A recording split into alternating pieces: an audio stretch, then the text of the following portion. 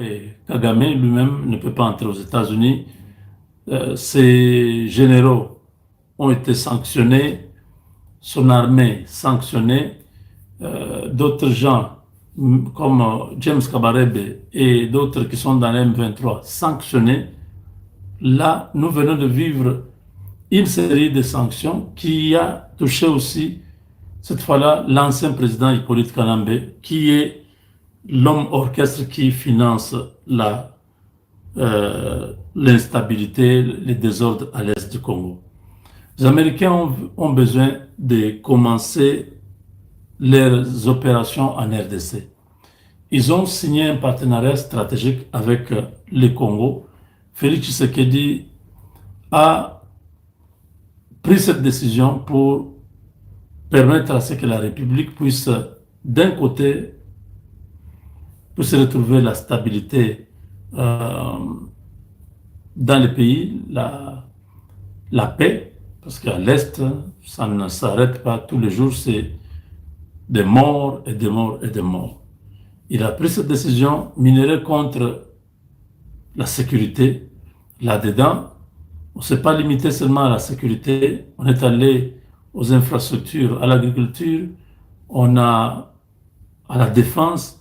Il y a eu beaucoup de secteurs qui ont été concernés par l'accord entre les États-Unis et la RDC. Nous avons appelé ça partenariat stratégique. Ce partenariat stratégique permettra à la RDC de pouvoir exploiter ces minéraux, les transformer, avoir de valeur ajoutée et vendre avec intérêt à l'extérieur. Ça, c'est une stratégie globale que le président avait conçue parce que pendant toutes ces années, nos minéraux sortent à l'état brut et nous ne gagnons pas. Pendant que ces gens-là qui amènent nos minéraux vont faire des millions, des milliards à l'extérieur. Alors les Américains ont commencé à faire pression sur le gouvernement congolais. Et le gouvernement congolais dit, nous avons signé avec vous pour que la paix revienne. La paix ne revient pas. Kagame continue à s'entêter. L'M23 ne quitte pas le terrain, bien que un peu affaibli, sans beaucoup de moyens comme à l'époque. Ils ne peuvent pas aller loin, mais ils sont là. C'est une force négative. Ce sont des gens qui sont en train de s'aimer la terreur, la panique, la mort, ainsi de suite. Ils vont dans des villages, ils prennent des jeunes, ils amènent à des destinations inconnues. Tout ça, la population est déjà fatiguée. La population se dit non, il faut que ça change. Donc, quand vous prenez cette réalité-là, vous comprenez directement que les Américains passent à autre chose. Ils ont compris que l'acteur principal, c'est Paul Kagame. Commençons par lui retirer ses immunités. Donc, il ne peut pas entrer aux États-Unis, même s'il est président de la République, mais il n'a pas l'autorisation ou le pouvoir d'entrer aux États-Unis. Ça peut évoluer, peut-être après, on peut le laisser entrer. Mais pour l'instant, Kagame n'est pas dans les systèmes. Il ne peut pas avoir le visa pour aller aux États-Unis. Deuxième chose, ils ont localisé Hippolyte Kanambe, alias Kabila.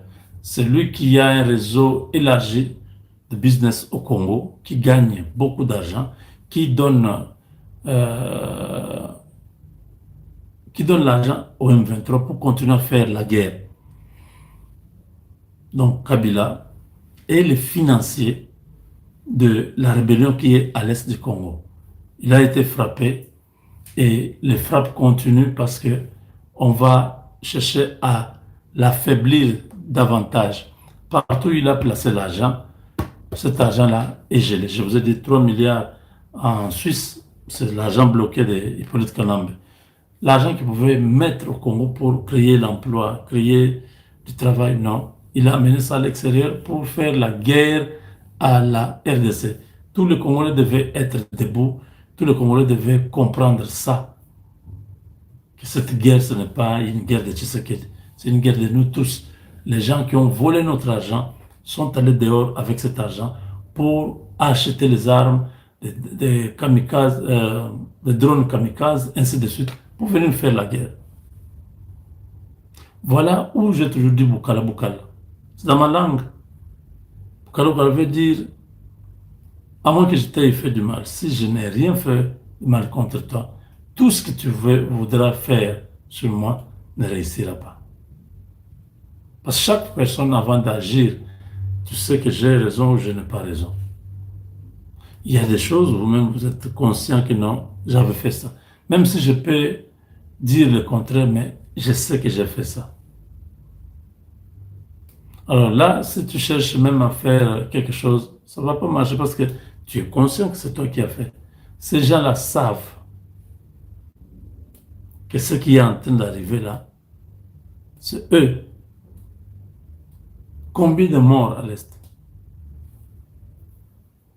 Combien? Il en faudra combien pour qu'ils puissent arrêter? Parce que pour l'instant, ils ne veulent pas arrêter, ils continuent à se renforcer, à ajouter des militaires, et ainsi de suite. Personne ne peut refuser, ils sont libres de faire, c'est leur rébellion.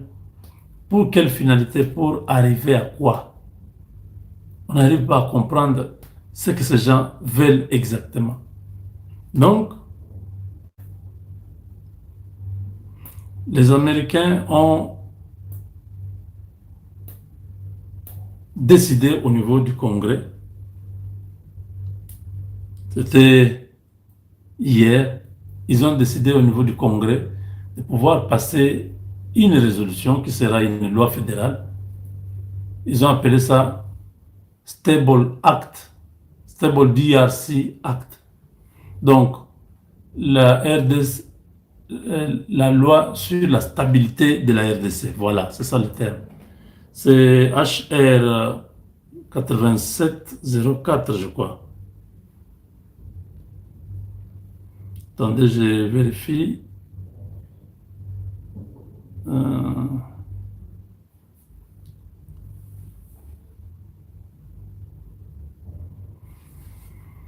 Oui, c'est le HR 8704. Voilà. Stable DRC Act. La loi sur la stabilité de la RDC. Vous voyez où les Américains sont arrivés, hein? C'est terrible. Les gens qui pensaient que les démocrates, quand ils vont venir au pouvoir, et ils vont être avec Kagame, c'est faux. Celui qui a proposé cette loi, c'est un démocrate. Pour vous dire que le fait que les parlements américains se soient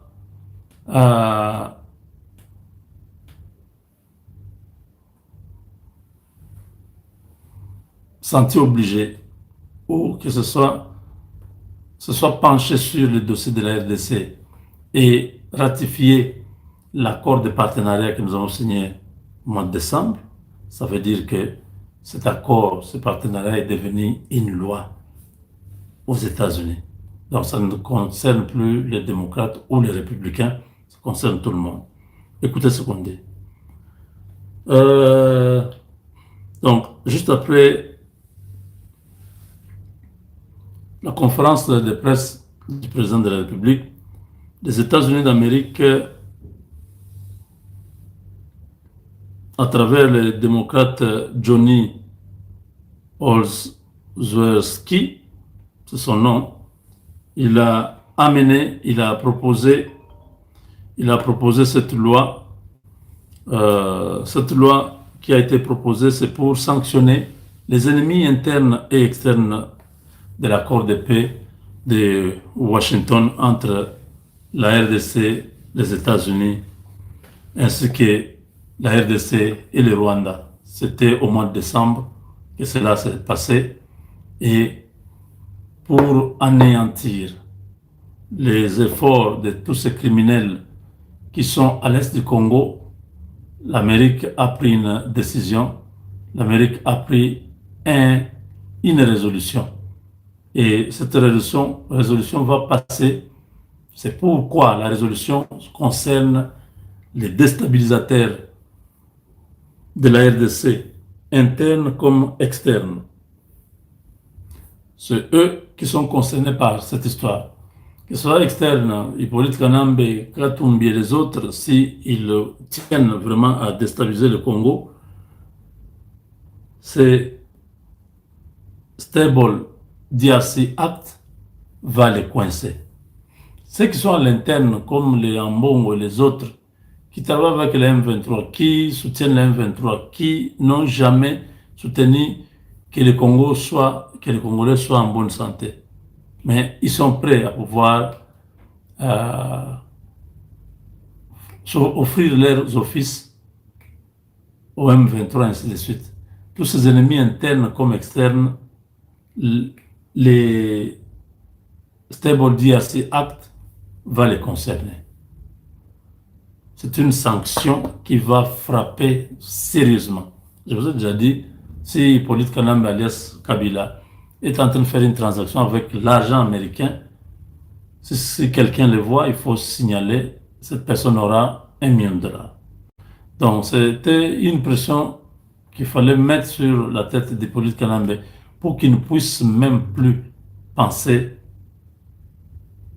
à la rébellion. Comment vous faites 18 ans au pouvoir et vous finissez par être un rebelle? Ça n'a pas de sens. C'est un échec total. Surtout vous vous retrouvez comme ça après la présidence, vous trouvez la personne en train de s'affirmer, en train de travailler. Obama, son parti, les Uhuru Kenyatta. Il y a beaucoup de gens qui ont quitté la vie politique, mais ils sont là, sans problème. Non, aucun problème. Mais toi, tu quittes le pouvoir, que tu as fait 18 ans. Après, on te retrouve dans des restaurants, tu te retrouves avec des gens en train de planifier, en train de chercher comment détruire le Congo. C'est triste, mais la vérité est là. Les Américains ont pris une décision. Ils vont poursuivre, ils vont sanctionner tous les ennemis locaux comme extérieurs à la stabilité de la RDC. Bandeko ba Congolais, boyokana nous, j'ai suivi Fayoulou. Batuni Fayoulou apesa lié ya naissance na ye, abotama wapi. Ngai na landa Fayoulou, Fayoulou alobi abotama na mama yemo, abotama na Njili. Boyoka, abotama na mama yemo, et puis abotama na Njili. Est-ce que mutu normal, ogoye kobotama bisika mibale, to ba komini mibale? Waneza aliboso. Yami bale Fayoulou azoloba ngai na regreta tene na kene kokuta na Tshisekedi. Soki na kenda kina kuta na Tshisekedi, objectif ezalaki moko pona komema message ya ba évêque Tshisekedi ayamba ba évêque bakotisa dialogue. To songi na makambo ya nanga. Nanga tango bakoti koma na Bukavu nanga lobi en tout cas nde to komia wa tobunda lisusu te, to na besoin 5 ans akotisa dialogue. Fayoulou azo senga dialogue, ba eza la chapeauté pa ya bayi catholique. Nanga azo senga dialogue, eza la chapeauté pa ya bayi catholique. Vous avez directement la réponse. Fayoulou azo travailler pour nanani, nanga azo travailler pour nanani. Basi ya opposition lelo, bazwa qu'espoir na bango nyonso batiaki pa ya Kabila. Opposition lelo azonyo kwama, ils avaient pris tout leur espoir pour vous dire que en soi au Congo il n'y a pas l'opposition. Ce qui est causé dans l'opposition, c'est que Zara biso monde tozala ba opposant à président Tshisekedi Lobi. Mais pour l'opposition, bandeko, Fayoulou est versatile à un niveau où vous ne pouvez pas imaginer. Place à Zalakeye Banakate. Sans position. Si vous mouton zobundisa aza elima biso nyoso totanga no nga na sala biochimie na 6e de l'humanité on nous enseignait sur la mitose et la méiose. Mitose c'est la division cellulaire, méiose c'est la division équationnaire. Soko tiki ba mitose na ba méiose ozo kita bazo parler sur la génétique, gène létal. eza ndenge nini mwana zo kohériter caractère ya papa na ye. C'est-à-dire Tshisekedi il a hérité de portions ya maman Marti Kasalou, il a hérité de portions ya papa na ye Etienne Tshisekedi wa Mulumba, mais il a bénéficié aussi de quelque chose d'exceptionnel. Oyo ye moko zolo bana point de presse. Alobi nga sala la politique ndenge mona papa nanga. Mais na eloko moko oyo nzamba pesanga. Batunie mukonzolobi eloko nzamba pesa eloko ozanini. Alobi j'ai la facilitation na sola na mutu na oye bamba mo c'est que un homme peut penser de moi. Na comprend le maman mutu ata ba calcul bo nanga. Tala. Paul Kagame akutana na ba politicien. Mais c'est la toute première fois akutana na ba politicien avec tous les politiciens na Afrique. Un diplomate na niveau élevé, Félix Antoine Tshisekedi Tshilombo. Alors deuxième chose, moi je me laisse faire avoir. Na bimangalo la kizengi. Na tika rabatu bazwa ngai basakana nanga. Oh, pour ça nanga zalaka. Place mayela batu ande kosuka, ngai sikota na romatsa mayele nanga na rozwa supériorité likuna bango. Bandeko kota la Kabila, kota la Kagame to comprendre que bali sous na poids Tshisekedi. Biso siko poids na biso, même Macron a sous na poids na biso te. Biso to siko na poids ya ko affronter batu. Nenga mukonzambo kalobaki, botu na président le moloto. Chef de l'État sali point de presse à lobby, cette fois-ci je veux maintenant m'attaquer na ma multinationale. Papa, koluka ba multinationale. Mais le monde est dirigé par les multinationales, non? Bango ne va décider à mettre ce qu'est dans le lobby. Je veux maintenant comprendre Bango en charge. Bango Sikoy. Quand le président Tshisekedi a eu un pouvoir, premier moutou président Tshisekedi a dépouillé. Et ça là qui Dan Kettler. Dan Kettler ami intime ya Hippolyte Kanambe. Président Tshisekedi a bloqué. Moutou ami balé Clinton. Mais c'est Clinton, c'est lui qui a renversé Donald Trump dans la mandature na Liboso. Tshisekedi a balolié. Moutou ami Satou, mais c'est Total Énergie. Toboto là y a permis d'exploitation, il y a Total. Quatrième personne, Boyebi Ango Perenko. Bitumba président Tshisekedi place Outana Bamoupe. Et ça Perenko. Je vais vous expliquer. Joseph Kabila, tout en étant conscient que c'était Rwandais. Il y a papa na maman. Et là on y a Salaka. Azui Congo. Après si ba pays frontalier de la République démocratique du Congo, opportunité ba piller Congo. Mais pour batika pouvoir na libre. Azui Basango. Après si bango 60 millions par an. Banaye ko zona Perenko. 60 millions. Ndeko. Soko moni nda kwa chole. O ngosamba asu na catholique te. O mona ka distraire yo. Soko moni nda kwa bazala ba fila. Ba vivre vie à bourgeoisie. Soko batali Tshisekedi ngaya ko appauvrir bango. Quand le président Tshisekedi a hier, oh 60 millions bimaki kendara wapi? Akena Vatican. A se renseigner pour Vatican et bimbongo wana te. Kaka chole na mbongo de bakabula rango 60 millions. Ah! Mi papa, bango ba mi ibite. Bazaba vampire. Baliaka batu wana.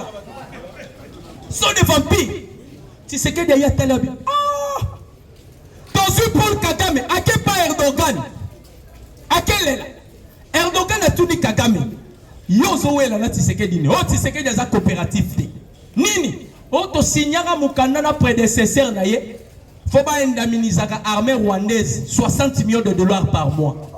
Si tu vois un Congolais réclame le retour de Joseph Kabila, c'est un maudit. Un maudit.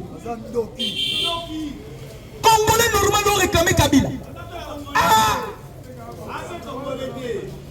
Un maudit tout fait. 60 millions Kagame Banaï Kozwa. Bapé ça que par mois. Il est passé vivant. Par mois, bah son PC Mboana. Quand le président Phoenix est venu, il a dit non, il a écolé Kate. Écolé Kate a bloqué Yango. Maintenant, les Rwandais, où ils allaient qui représentaient comme Israël en Afrique. Soro Solagana Eliezer Tambwe, ministre délégué, ou bien Jean-Marie Lukulasi, qui est retourné à Bango. Tango Bakena qui n'a parlement européen. Bazo qui est plaidé, Bamindele Babisi, Bango Simba Rwanda te. Le Rwanda est reconnu comme Israël. Quand vous touchez le Rwanda, c'est ça le Simbi Mokili. Yango Boki, allez monoto alobiawa, Kagame Azalaki ata abomi. So que funda Kagame Baloba, Kagame Aza innocent. Mais le loyo Kagame so atali loko. Women watch alobi, c'est Kagame qui a fait cela. C'est grâce au président Tshisekedi. Vous mettez le nom président Félix Maboko. Maboko Makasi, Maboko Makasi. Maboko Sala Banzela Makasi. Président Tshisekedi.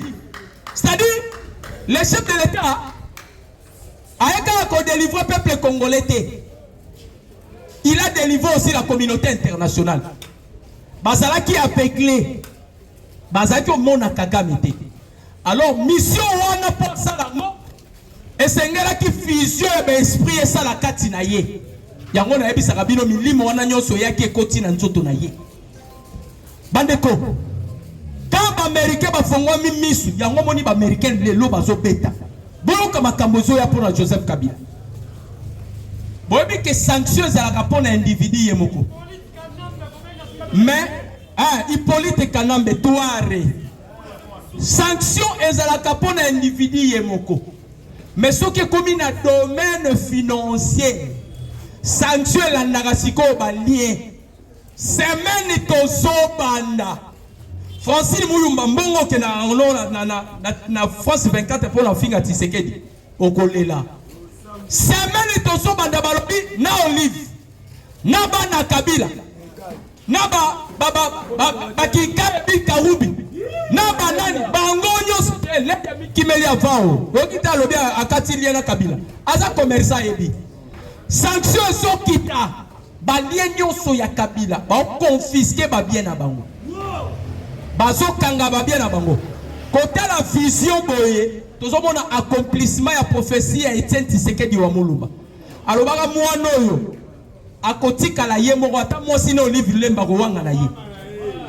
Il sera 3 pigeons. Akotika la ye moko, vous voyez que abani kotika la ye moko. Ba sanction ndenge zo kita. Les Américains avant babeta mutu ba faiblissaka nanu mutu. Babanda ko kanga ba bien. Bakotisa ki mbutu na Rwanda. Rwanda lelo komi ko banga ko s'engager bitumba. Pona nini? Essence ezate na mazuiti pour votre information. Carburant ezate na Kigali. Ravitaillement ko yandenge nini? Ba Américain ba baki to beta na bitumba mibale. To beta ye. Na économique sur le plan économique et to beta sur le plan diplomatique. Sur le plan diplomatique, on a interdit à Kagame de ne plus fouler leurs pieds aux États-Unis d'Amérique. Va bloquer déjà. Wana va bloquer Kagame. Moyen ça la diplomatie est saté. Bino bonego finga Tshisekedi. Surtout bata Fayou. Tshisekedi azo sala ba voyage. Azo sala voyage. Lelo mutakomi numéro 1 ba voyage ça la nié. C'est Kagame. Kagame l'homme de voyage. Quand Tshisekedi faisait des voyages, même Kagame baneko c'est Tshisekedi. Aye ko comprendre l'importance ya ba voyage à Tshisekedi. Il n'y a pas de voyager, mais bon, tout le monde a voyagé dans les pays africains. Akende Mozambique, Mabe. Akende Botswana. Kagame Kena Botswana. Pourquoi Kagame na lupetu moyo baluka ezate. Na Botswana. Akende Botswana lobi ono. Tout ça la coopération militaire. Président Botswana a dit papa. Papa. Na Botswana Tshisekedi na oya vandaso sekabi na ebisaki Kagame na ko dépouiller ye yaso kiango ba vantira zela bakei na Kenya bobi ke France azo préparer sommet. France azo préparer sommet mo boye na Kenya. Tshisekedi déjà ebisi bango oyoka ba vanti. Tshisekedi ebisi bango na sommet na bino wana emebo jinda okende ou bien mama Jili Toloka. Balali bala Moussieloko, baye la Tanzanie. Président de la Tanzanie, chef de l'État, vous êtes convié à prendre part au Tshisekedi Bibo Lamba Bolia. Museveni, lobby, atini mouton. Chef de l'État, il y a un investisseur dans la. Tout y a un salanini investisseur Museveni. Togesani. Bazoluka, Baobagasi Tshisekedi Azabiari Mana. Bakazi Tshisekedi eza Biarimana. Museveni na investisseur ya mukonzi mboka deux fois atikala koyate. Museveni a la facilité à kokende Kenya, ya kokende Tanzanie, kokota na Congo azotinda batu ba ko pesa invitation par chef de l'état. Mukonzi mboka liboko nona muneno ko banda ko beta batu bambata te mukonzi mboka. Oyebo ba betio mbata ko ya lisusu.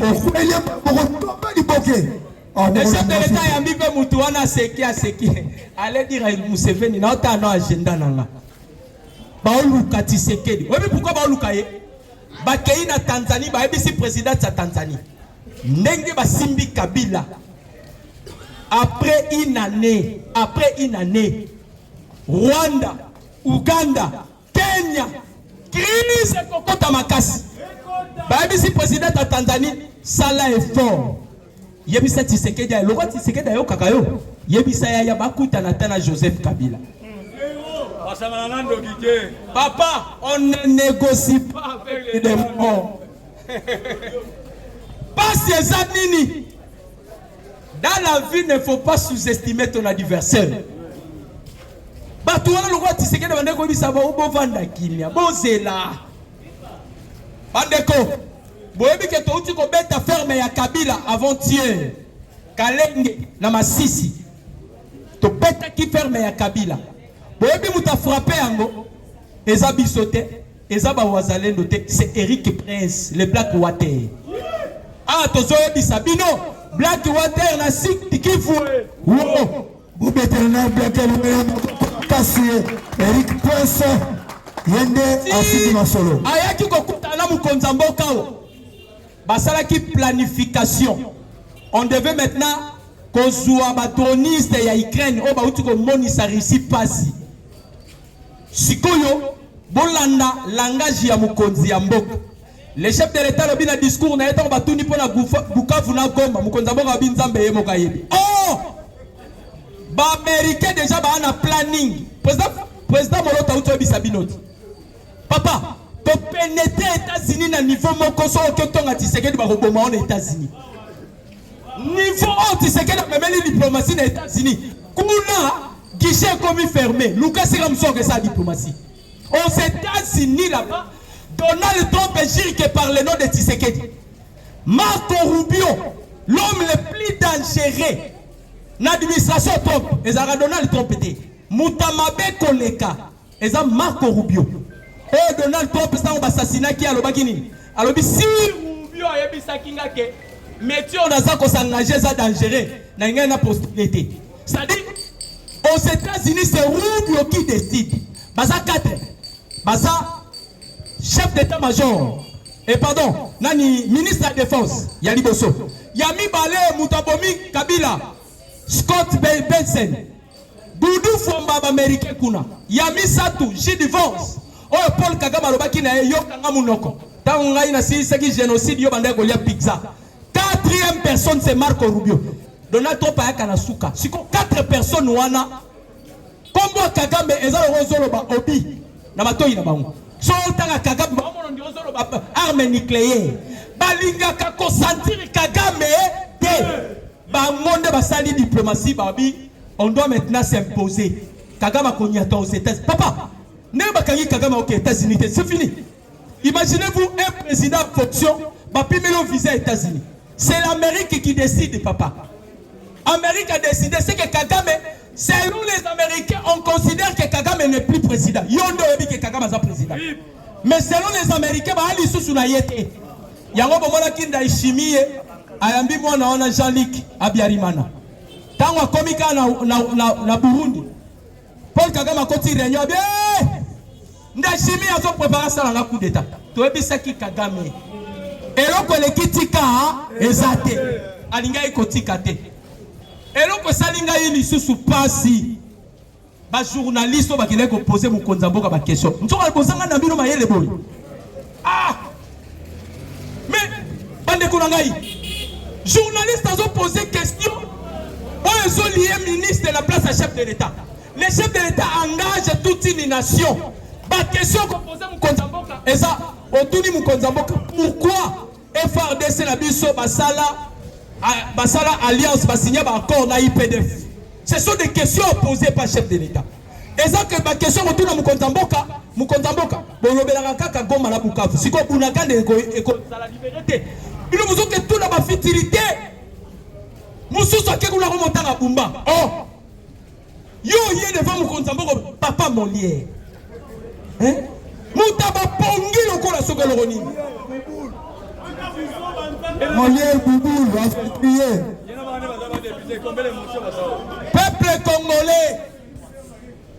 Peuple congolais, Andeko, et ça n'a pas si parce que beaucoup de gens ne comprennent pas Makamboyo. On dit Tshisekedi, l'histoire parlera de ces grands hommes.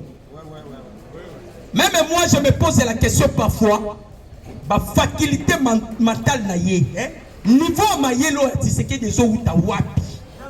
Papa, abeti tata sur le plan diplomatique. Quand je vois les États-Unis décident, il y a que cette fois-ci, il faut que la paix règne en RDC. Bazota la liste sur Rwanda qui a été considéré comme Israël. Mais bazoma la République démocratique du Congo. Vous savez pourquoi? Bande Koba Congolais. Le seul pays qui épargnera la République, le monde, le seul pays qui épargnera le monde devant la pollution, c'est la RDC. C'est la RDC. Bande Koba Congolais. Mboko bozomona na lobaka yango eza mboka ya Nzambe. Eza mboka ya Nzambe. Ce que je vous dis c'est la vérité. Soki Nzambe te na mboka oyo bande Koba Congolais, mais makamusu ekoyi kosala mate na mboka oyo. Donc le Congo aujourd'hui tozomona makamu mususu, ça c'est la main de Dieu. Il est c'est vivant. Ça c'est la main de Dieu. Imaginez bande Koba Congolais. Paul Kagame basali ba calcul na ba Joseph Kabila. Basali ba calcul. Nyonso bazota na mesa. Ebe taka banzadi. Espoir na bango tikana ke pa Yav yona pe ba condamné prison à vie. Espoir na bango na maye. To ebisaki bango ndenge to ke Suisse. Ezalaki na volonté ya ba américain te. Mais le roi américain va solo capé président Tshisekedi a dit non na kenena on a yeba aventure na bango. To komi na Suisse. Ba revendication ba bandi oh mwanga chouchou. Oh botika bolongola ba sanction. Nanga pa lali à la muki. Oh Tshisekedi soza mubali asimba constitution. Ah papa. Yo solo ba olo bango libanda. Yo lo baki la biso ah to fêter l'indépendance award. Verbe avancé comme papa, bazo conjuguer kutu verbe fuir kala mingi te. On a ebisi bino. Kala mingi te bazo conjuguer verbe fuir. Boyo baka yango ti lelo soki to ala kita na Rwanda eza parce que ba on contrôler Goma na Bukavu. Soki lelo to récupérer Goma na Bukavu ni solo to beta swani. Même ba sango ba wela biso sous dialogue ndengeni. Nalandi Fayulu bien. Fayulu alobi soki ba évêque ba kotisi dialogue to koluka solution entre biso congolais. Ma question est celle-ci. Est-ce que réellement soki to kotisi dialogue selon Fayulu ne ko permettre Kagame à se retirer na ba zone oza sous occupé na ye? Est-ce que Fayulu akoyi ko sala liboba te moi mbali wana? Ama ele te. Kagame a signé devant les Américains le 4 décembre 2024. Il n'a pas équipe à respecter un côté. Donc, il est sous ton koutani. Mais Fayulu a soloba. Ce qui te sali dialogue qui n'a pas calculé les alaki nini. Et bimi déjà la poissate. Bon, qui délice sanga. Ce qui te sala dialogue et l'ongiloro la Kabila et koiko zanga tenananga. Calcul na bango. Sauvons Kabila oba kene ko sala na Kenya. Objectif ezalaki nini? Objectif ezalaki to fongoela Kabila nzela aya yelo ko azala misolo akoya ko contre Tshisekedi. Donald Trump a télé misara Tshisekedi abi tiens mon numéro non. Soki kaka difficulté za benganga. Tango ba koti ba réunion fuite bimi président Tshisekedi ayoki abi ah na besoin de récupérer mon Kabila oyo mais na moni Les gens souvent passent dans récupérant. Bon, on appelle ça en américain besoin. Alors Donald Trump, tu veux encore quoi? Mais Kabila me menace. Ah, Kabila te menace. Qu'est-ce que tu veux qu'on fasse? Bobeta te gogo. Tobete gogo, ça va. Banda kimia, lobina obete gogo. Sanction, bon. Avec Tshisekedi, et gogo ça va. Te suki wana te. Bolanda na bato. Banda dokime bimaki. Bateau nyoso bazaba. Papa 3 milliards quand ça autour de Sabino. Obiso ezaki wapi na Suisse. Kabila nga kota contact na banque wana ba monsieur papa. Votre correspondante est éteinte. Votre carte est expirée. Votre nini. Oh. OK, moi 3 milliards voilà, ba système azaki na ngoti. Ya opanzambo. Na o regretter. Obike bateau nyoso Kabila somba mapangu na ba kombo na bango batikali na ba plan. Batikali na ba plan te vie. So atsarata ba kombo na biso. Batikali na mbongo igoti nzambe. Moni. Batikali na ba plan. Batikali na ba plan. Mais to Holandila bango, eza ko beza bote. To ko ye banzamba ko révéler mission. Ah. Aïe. Ya. Batikali na ba plan. Indien ba chinois. Qui ne marche pas au changer de Congo? Vous avez informé nango? Oui. Au changer Congo, qui marche? Mais nous avons sanctions américaines pour mentir que nous avons une blague. Les dieux ont été bien. Naza isu na lié mon hôtel Joseph Kabila. Et so ya les dieux yo sa commerçant. Tuna papa la biso ba Congo nani kombe se chape ngai. Kisombe kiaku ici. À côté de ma politique, les lois de ma boque pas, pamba. Yo sa commerçant. Les lois côté de ma politique. En tout cas, na biloko na yo to kolandila ya yango. Président Tshisekedi balobila ye est-ce que ko ikoni misa Kabila te? Bokutana. Chef de l'État to kokutana na ye wapi? Alabi akokai ko sala modèle bandeko. Ezala batu baza modina sa moki. Kabila, on sa malédiction à niveau moko. O mayele te. Nambongo Kabila ozalaki nango. Ah! Okofa lokimiate, ozobundisa l'esprit. C'est un sorcier. Papa. Un démon. Papa. Comment? Batu babeta libaku na or bazali. Parmi batu Kabila na kati. Kabila lokota pena vie na nzela. Vanda la lokimia. Olingo telemela un esprit. C'est que c'est un esprit. Amukishi. Obandi ko bundisa Tshisekedi na bizela na ko dépouiller yo. Siko biloko nyoso bazozwa. Okokende wapi? Wana liboso ya mibalawa Eric Prince azokota masolo. Comme na Bukavu fo ezala libéré. Siko nazotuna Daniel Safu. Mususu su Daniel Safu. Ozalaki ko melano bangi na lingwa lawa. Tozomona oto oleka, tozomona yo. Meladi mbalo na kimia. Olani ola muki okere sima ya Kabila. Et il pensait que et l'on bendaki bango bongo. L'influence. Papa, Olive Alela. Vous voyez l'Olive Alela. Ba konti réunion balobi comment Tshisekedi a réussi à kokanga tous les officiers. Lisa Sezobeta Mate. Tous se poser question. Un civil. Pas généraux. Likama philosophe a outi kolobake. Tshisekedi azokanga officier salisas. Est-ce que Etienne Tshisekedi dans le banc que non, il dépasse son pouvoir, il y aura qui part ça sera l'air. Et ça va bien ça matin. Malheur bozo comme bonani. Son âme réponse à en paix. Akangi basoda Olivier Siko ba koti réunion babi. Ngana bane ko promettre ba Congolais, mon mari travaille dans le silence. Mon mari travaille dans le silence. Siko ba officier nyonso ototaki na parce que Kabila azalaki conscient. O moni Kabila lo wasala. Kabila bité. Nena yeso alobaka andeko loba. Na ko kozwa nzoto na ngai. Na boki amona se après quelques temps na récupérer. Kabila ebisaka na Kagame. Ah Tshisekedi. Oh. Tozoye pouvoir wana dans 3 mois.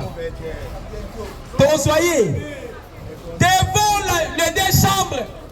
Sénat na Congrès, Sénat na Assemblée nationale. Kabila lobe na biso au revoir. Non.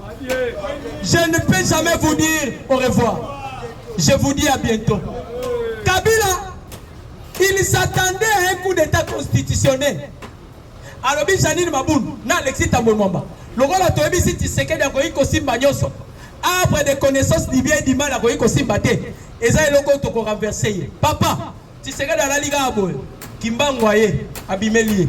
Abisi, yo mwana. Tomoni oza na vision na biso. Et là, on dit avion na yo, pesa yango kombo Kimbangu.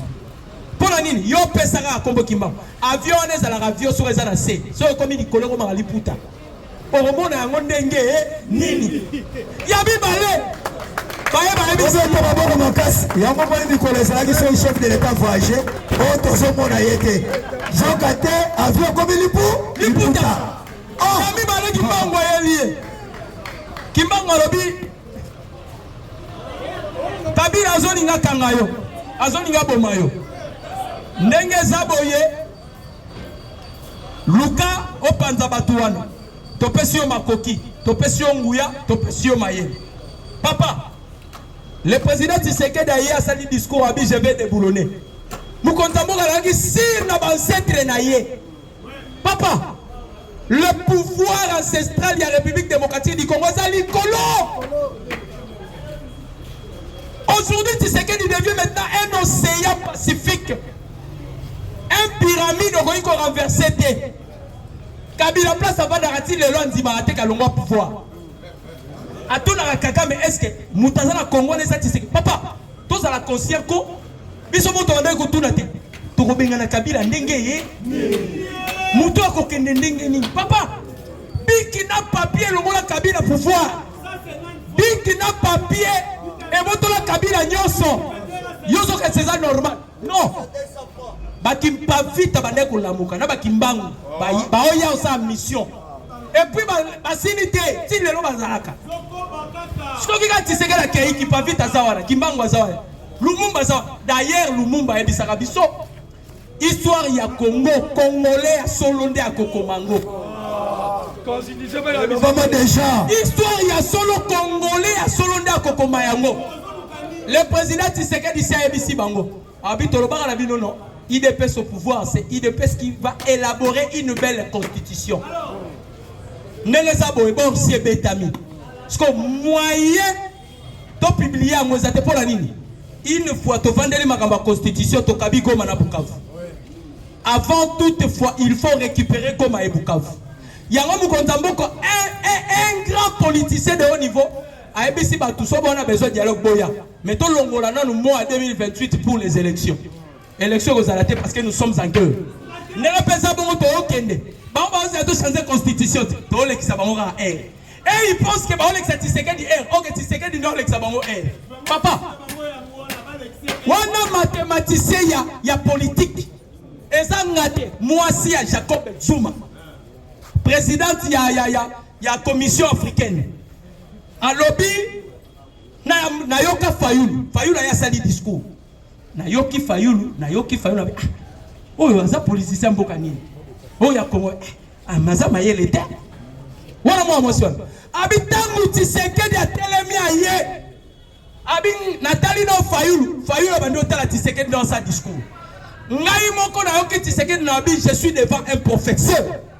À la fin des comptes, à ABC bato bazaki tout autour na ye. Na comité wana. Abi c'est fini. Histoire a eu maintenant un interlocuteur. Alobi boy. Alobi Afrique a eu défenseur. Mais ce sera un diplomate incontestable dans l'Afrique centrale. Maboko makasi pour la Fati Beto. Ça Fati Beto, mais beaucoup qui est libéré là. Yé moko mono moswana. Tu sais qu'un bandit diplomate, un bandit diplomatie. Papa, on a Macron sur la peine. Union européenne mobimba peine. Imaginez-vous, Moutatelemi, un bandit diplomatie à Kabon États-Unis. Vous voyez que les États-Unis sont au Kabon. Les démocrates dans la République au Canada. Bitumba. Un bandit diplomatie à Kabon Afrique. Negezaboe, Naishimi. Un pays moussou à part la RDC. Donc en Europe, tu penses Europe. Allemagne qui est dans la Biso. Grande-Bretagne est dans la si c'est que la quitté. Soit à Kotika, toi Bimi. Au Chanzé. Il y a un discours, on a coupé l'itoïté. Ce que c'est l'itoï. Au boy Kakam. Ce que c'est l'itoï. À Kotopolo l'itoï. papa babandaki kobenga ye vendeur de pizza nayebisaka bino mutu nyonso atekaka eloko avant eloko noetekama fo oyeba koloba bachaire bozawa surtout tato ochanzi oteka montre akoséduire yo oh nalobaki yango l'autre fois David Dieu savait qu'il y aura un Goliath terrain on nzamba monaki par excellence à préparer David ezalaki samba oh si c'est qu'il dit en Belgique terrain on nzamba monaki a préparé ezalaki ateka pizza nde babanda kofinga ye si c'est qu'il dit je te prépare ici omoni rande ozoteka biloko obando convaincre yebe batu bandima makambu na yo asala discours na Belgique un Belge a tellement lobby mona mubayo makambo zolo bana mona ndire kokokisa maleloti un Belge habite ce qu'il va séduire. Ils ont senti l'art oratoire, la rhétorique. Ce qui est au Moyen Âge, on nous enseignait sur la trivium et la quadrivium. La trivium, tu as la grammaire, tu as la dialectique, et puis tu as la rhétorique. La rhétorique est un art oratoire et inné, hein? La façon de parler correctement. Tu sais que quand il parle, à se séduire sale, à se séduire na yo, à se peso posa. Otali Kabila, nous disons élection, nous disons. Monsieur les élections, par le bilan, bis encore, le bichu chante pas de chacha. Yoka présent mon bible. Vous voyez pourquoi il va le battre? Pour ma catégorie singalosia, c'est le mot. Yango yoka, le bichu chante pas de chacha qui chante bien. L'élection, ça sera bien aimé aujourd'hui. Dans la moto mon bible, baba moune. Si vous m'entendez, moi, à sa diplomatie négative. Baimboka obolandaka nuise moloto ya ngoyo chaîne na bino bolandaka makabozo ka ba grande ligne oyezolo mama yoko yokela ngo wapi na eside oyokela ona PPRD wana kuti bandoki minene batu ba bombi mboka oyo leso ni ba pesa biso leso te nazo mo mukena liloba ndeko na nga docteur utiko loba ya Martin Fayulu abia botama na mama yemu les hôpitaux tokoboya yango bia tokoboya te abotama na mama yemu sikoyo na 1900 combien ya lubaki abotama tama 56 na quartier nji or que nji le fondé en 1958 na ebité papa ne soko zaki forgeron na kati ya zamba parce que likambo eka musanga papa na zaki forgeron na zamba bazaka bango moko parce que nji le fondé en 58 toi tu es né à 56 au moins des encore contradiction. Tala likambo yela biso na Congo. Tala ba Congomani bo fungola matoi. Les deux chimons moko bota mina walikale. Moko na aebora. Ewa Yeso monango. Li pesa moko bota mina mama ye moko na campus. Olu wo bien li wate. Olu kuto bien li kutate. Le mama bota moi 1922. Moi en 1930, 48 ans. On le coûte bien le coûte à terre. Écoutez, bisoté. Ma cambo, écoutez, bisoté. Hein? Ma cambo, et puis ma papa n'a bisoté pour on dit mais le guana. Et puis bisoté, pas notre hier, on coûte tout comme mon ordinateur, fait besoin de ma passa, mon cabote, le côté, monsieur, mon cabote, le côté, monsieur. Et dans le coûte bien le coûte à terre. Yango Baimboka. Baimboka, Bana Congo, Fumatoï. Constitution de Macam. Qu'il plaît, qu'il neige. Ah, moutoko, tel me la biso azate. Oya ko luka biso, akuta biso nanzela. Beaucoup ta biso nanzela. Parce que l'air c'est l'air. To lingiri soute, so aux étrangers, tala. Et derrière machine d'identification, je vous mets là. Et faut y avoir, toi y est pas moutra wapi. Moutra wapi. Parce que beaucoup y'ont pas kakao. Même y'a Martin Fouala zo kumisao. Babenga ke tala. Au moins le papa du Segeria, azaki grand moquet.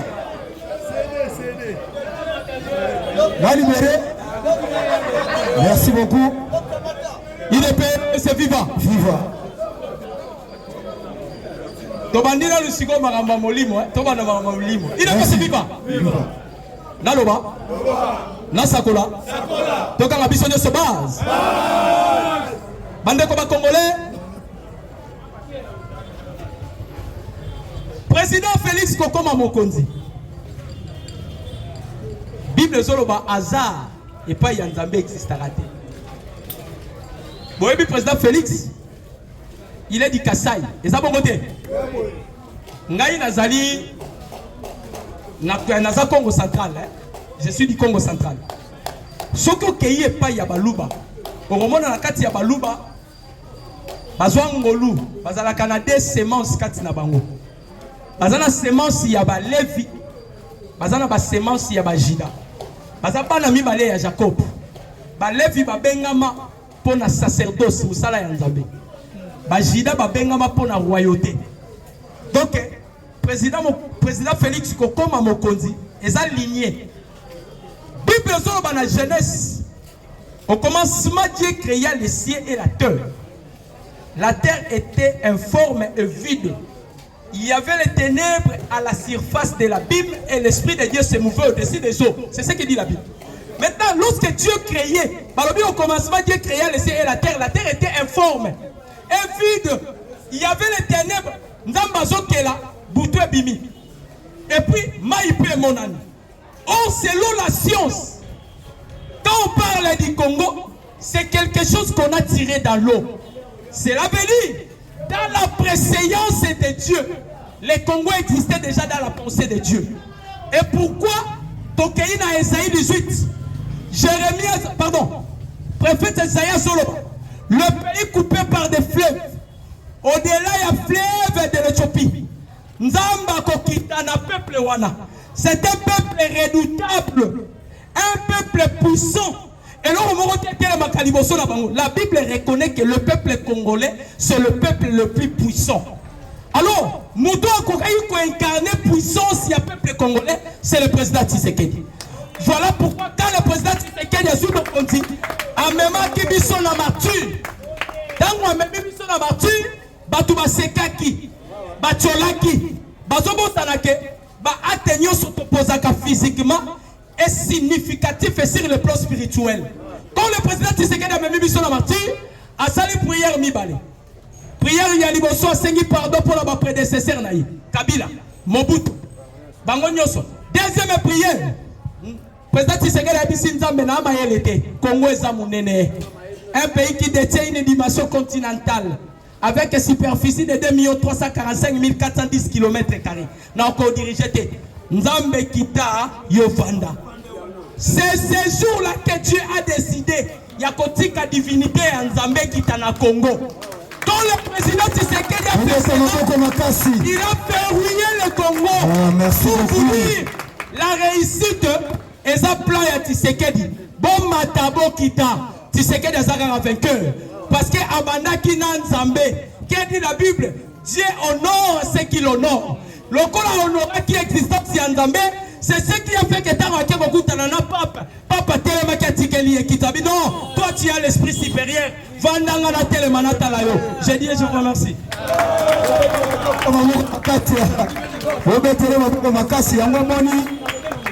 Chef de l'État.